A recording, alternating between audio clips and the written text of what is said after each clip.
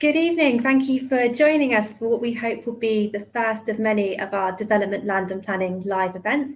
My name is Laura Polly and I'm a planning consultant here at Greenslade Taylor Hunt, based in our Winchester House office in Taunton. And this is my colleague, Mark. Hello, my name's Mark Chugg. I'm a partner at Greenslade Taylor Hunt.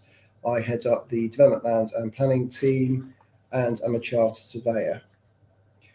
Greenslade Taylor Hunt is a multidisciplined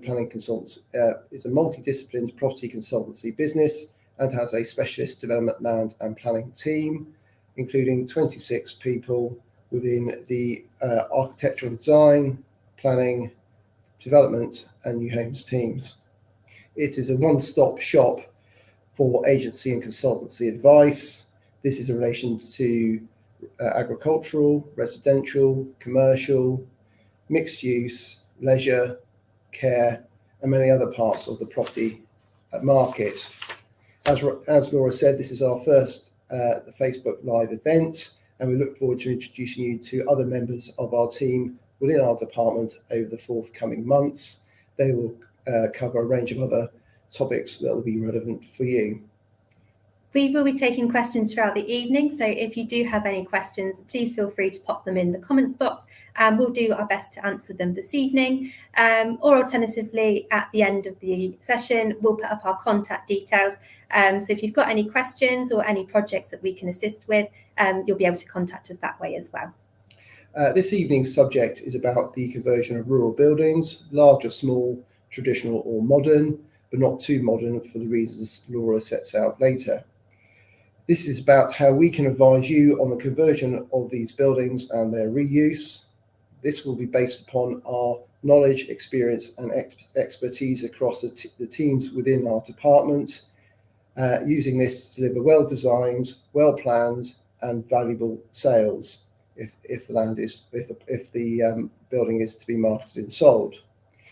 The aim of tonight's Facebook Live is to provide you with a quick overview to gaining planning permission to convert rural buildings and how we can assist you with the marketing and sale of these. I'll now hand you back over to Laura to talk about the planning policy context and the planning process. Thank you, Mark. So generally speaking, local and national planning policy aims to direct new homes and developments towards the main towns and villages because they tend to be the more sustainable locations, and they tend to try and resist the development of new homes in rural or isolated locations, unless you can demonstrate exceptional circumstances. So for example, if you're an agricultural worker and you had a genuine need to be living in a rural location, perhaps to care for livestock, or another exception is where you have an existing building which could be converted. There's two ways to go about this. The first is the use of permitted development rights. Permitted development rights, in a nutshell, are just nationally granted planning permissions for developments that then don't need a full planning application. One such example is the use of what's most commonly referred to as Class Q, which allows the change of use and conversion of up to of a barn to say up to 5 dwellings on any one holding. There are various exception criteria and limitations to this, so I won't go into too much detail as I could talk about it all evening and I'm sure you will want to go to bed at some point. So we'll probably cover Class Q as a standalone topic. The other example that I'd like to speak about is the use of a full planning application.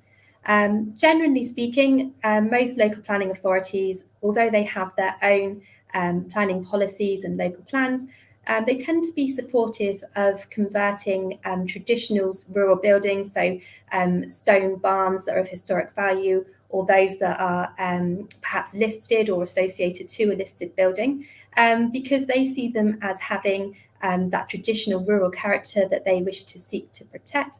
And one way to do that is to convert it to a viable use.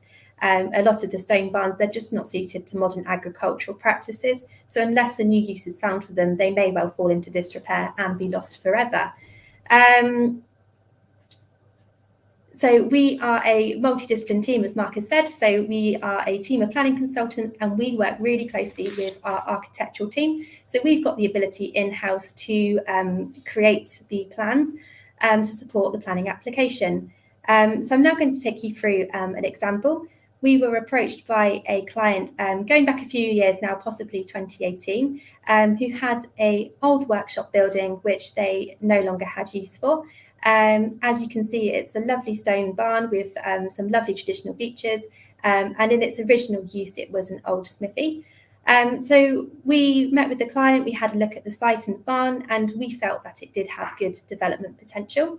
So as a starting point, we recommended that we made a pre-application inquiry to Mid Devon District Council. We met with the planning officer on site. They agreed with our assessment and agreed that the proposals were acceptable in principle. We therefore recommended to our client that we then proceeded to prepare a full planning application. So part of the role that we provide, part of the service, is that we will get quotations and seek to instruct third parties to prepare all the necessary plans and surveys needed to support an application. Typically, when you're converting a rural building, the local planning authority will expect to see a structural survey to demonstrate that the barn is structurally sound and capable of conversion, and an ecology survey to establish whether the barn is being used by protected species, and to then provide any mitigation necessary if, for example, bats were to be found.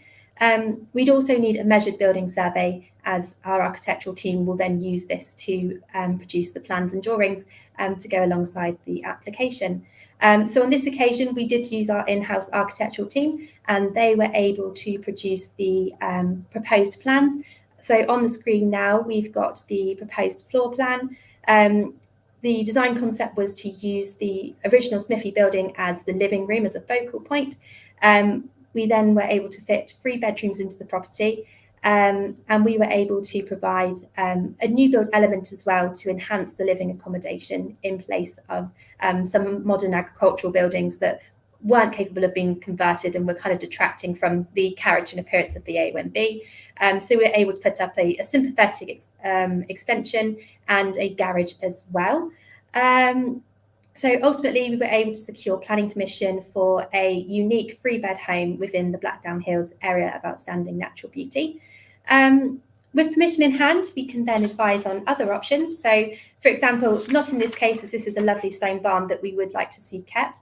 But for example, if you were to get a Class Q permission, or if you were to get a consent to convert a redundant or disused building that was maybe not as attractive, most local authorities are actually open to a fresh application to demolish that building and put a new build dwelling in its place once you've established the principle of having a new dwelling on the site.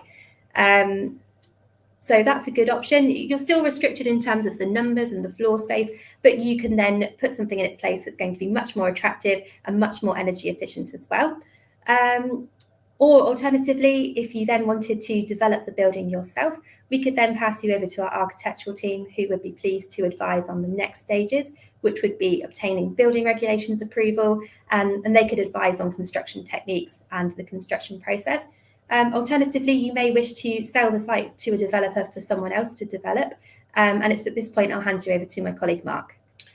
The development team, together with New Homes team, forms part of the project consultancy team for planning applications that we do, which is unique to our firm.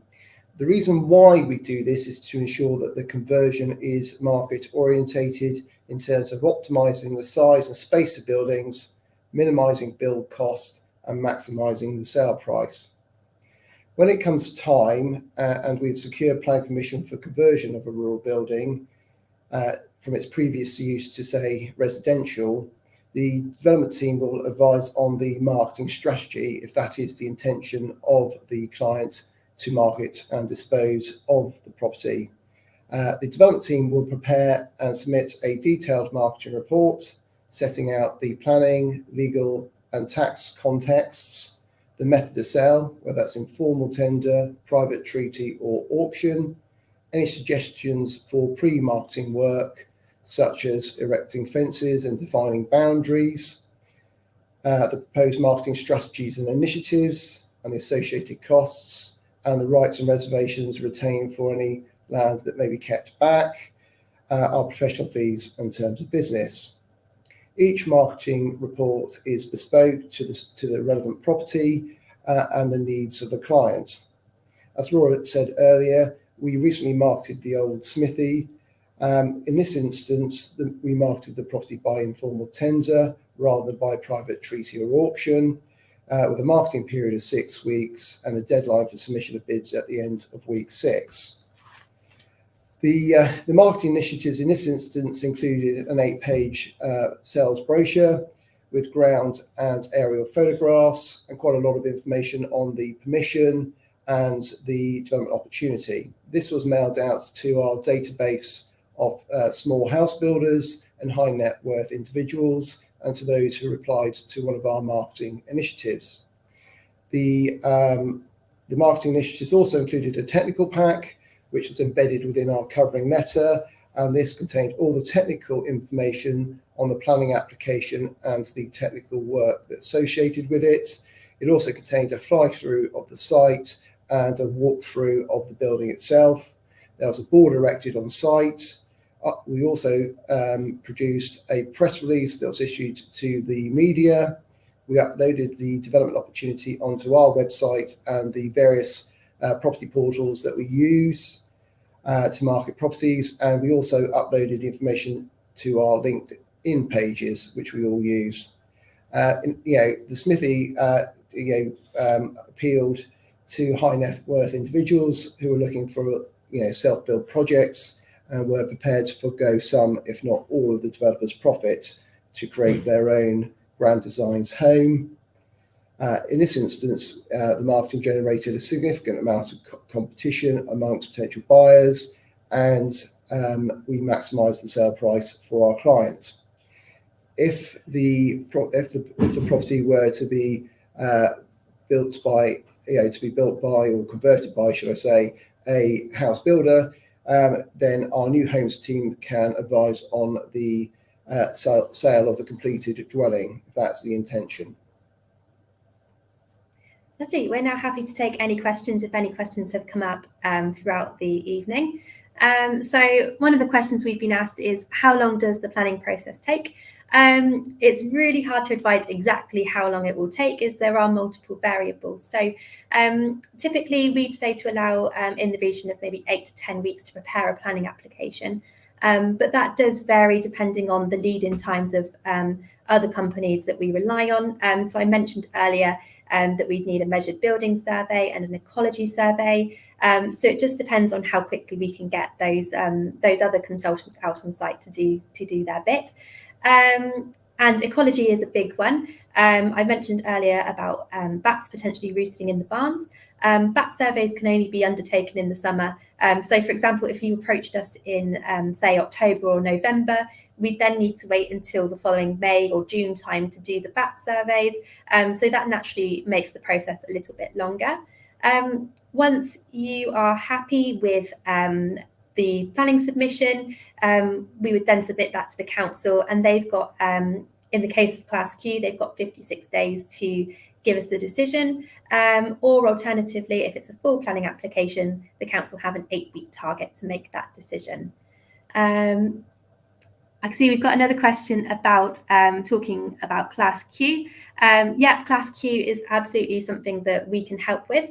It is fairly complex, but as a general rule of thumb, if you've got an established agricultural building on an agricultural unit, then there is that permitted development to convert it up to 5 units on a holding. There's various other thresholds that apply.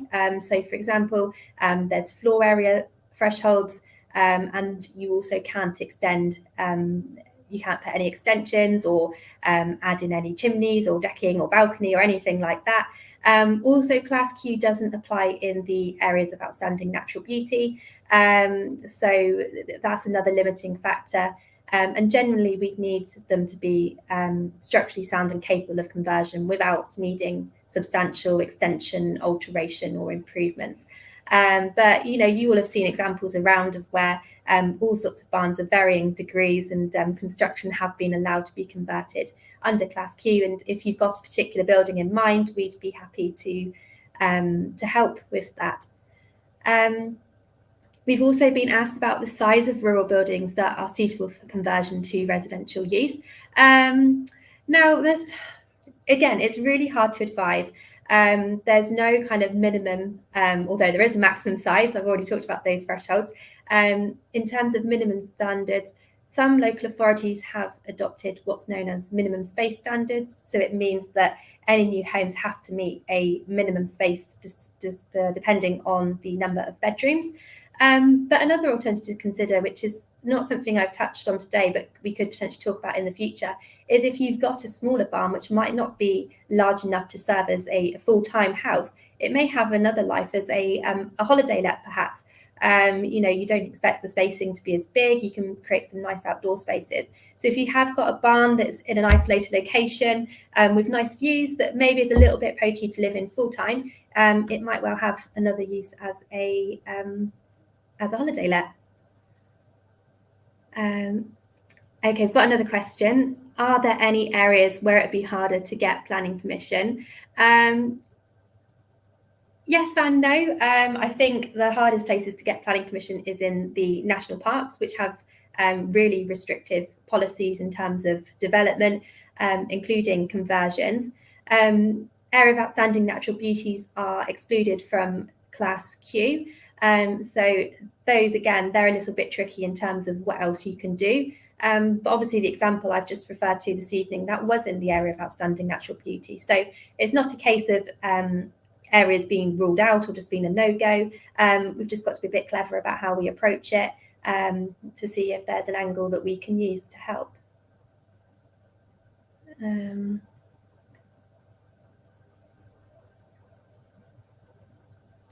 Okay, so another question is, how can we demonstrate a need to recite a building which is convertible in planning terms, but not in the best position for redevelopment? So that's another really good question. So I mentioned earlier that we would be restricted for new development in terms of the numbers and the genuine floor space. But some local authorities are open to reciting a building if it can be demonstrated that a different site would be better. So, for example, if there is a significant landscape benefit, so if you've got, say, a large modern agricultural barn that's in quite a prominent position, and you had a site that was well related, not too far, that was maybe tucked up against a hedge, wasn't quite as prominent, that might be one reason. Another reason could be an environmental reason. So, for example, if the building needed to be reorientated to make better use of solar gain, say, that could be another reason. But those tend to be the ones, it's mainly if you can propose something that's better from a landscape perspective or a environmental perspective. Or perhaps another option would be if you're using an existing access and you could move the building closer to the access and you're therefore not having to have as much trackway to access it. That could be another reason. Those are your key ones, really, is the landscape benefit of moving the building somewhere else. Okay. I think that seems to be it for the questions. So we hope that you found this evening's session useful. If you do have any other questions that come to mind, or you have any other development projects that you think we would be able to assist with, our contact details will be on the screen as if by magic now. So that's got our office number there and our office email address. So if you have got any questions or you've got a particular site in mind that you'd like us to cast our eye over, please feel free to drop us an email or give us a call. And if you've got any other suggestions for future topics that you'd like us to cover in more detail, we'd be open to any suggestions as well. Thank you for your time. Thank you for listening to us, and we look forward to seeing you again. Thank you.